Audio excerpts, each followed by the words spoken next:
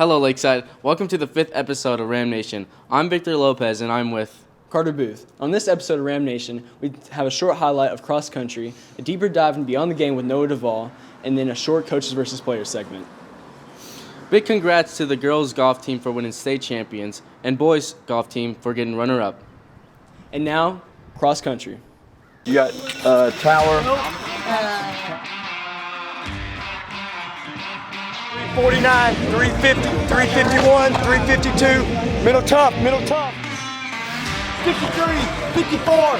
Hey, 356, 357, 358. Go get it. There we go. Andy, hold your head still, dude. 404, 405. Here we go, second wave. 408. 15 state championships in track and cross country, and this could be the best group I've ever coached. Man, that's a lot of running. I don't think I can do that, Victor. Next segment coming up is Beyond the Game with Noah Duvall. Meet sophomore Noah Duvall. He's a do-it-all football player that puts everything on the field and then some. He exploded his freshman year and proves to still have it defensively with 7 total tackles on the season, only 3 games in. On the other side of the ball, he had a huge touchdown his first game as a sophomore against Lake Hamilton. But not many people know that he suffers from chronic shoulder dislocation and will probably need surgery after this season. Summer of going to my 7th grade, it happened in a basketball game. I went up for a block. I went up for a block. I blocked the shot, but something happened with my shoulder. That's just where all the problems started. It's affected my game very much. Like the way I tackle, the way I run. I have to make sure I have to go at a certain angle so it doesn't pop out. And the trainers have been helpful with me. They gave me a little brace thing on my shoulder so it stays intact more. So it's been really, it changed my game a lot, but it's been really helpful that my changes. Worst one happened a couple months ago. It was 7-on-7. This was the worst one yet because I was running a route and dude pushed me on the ground. I landed on it. Like this first time I landed on it. I could not get up and I couldn't pop it in by myself. So they had to get me in the ER quickly, and it was really bad. It hurt so bad. Most of the time it happens it could happen like every couple months. It just depends. Like it really happens like every 2 months. It's just weird. Shoulder injuries can happen a number of ways. We see them sometimes in athletes who do overhead motions in their sports, but even a lot in football where the arms are down at the side and maybe getting loaded axially or getting ripped out and just in stress over time. But there's a lot of ways to hurt the shoulder as it's a ball and socket joint. Worst shoulder injury, at least that we've seen, is something like a dislocation where the ball and socket come completely apart, and then also either like the scap, the socket portion, or the arm portion also break at the same time. That's pretty catastrophic.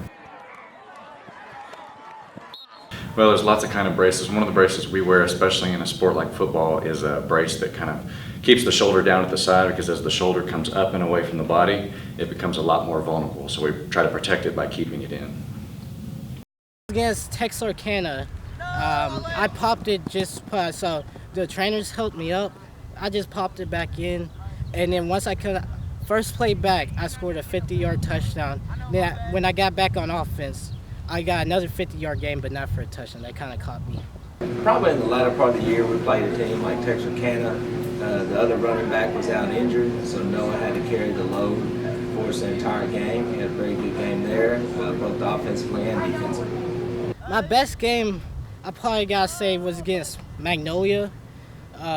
It happened first off, I scored 4 touchdowns that game because they suck, and I'm good. And yeah. I think Noah leads more by with actions. He doesn't say a whole lot. He's very quiet in that respect. So when he does talk, people do listen. Well, I think as a person, a player, he's the same person. He's a very unselfish person.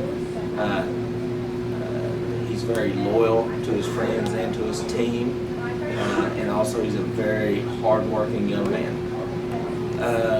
Noah was and still is a very good leader. He is willing to play any position on the field. He's a very unselfish player and puts the team before himself in almost every instance. Man, he's really tough. Even if I get a nosebleed, I'm out for 2 games.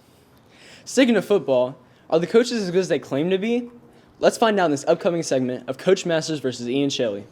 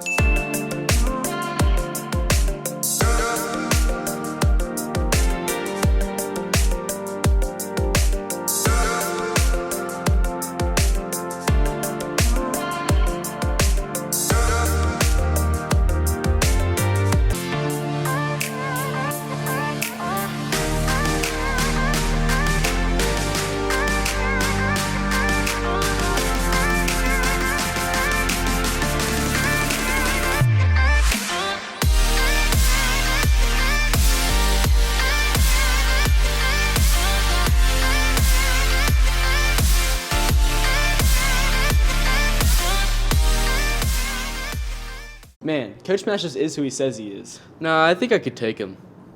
And a final congratulations to the boys and girls tennis teams for winning conference.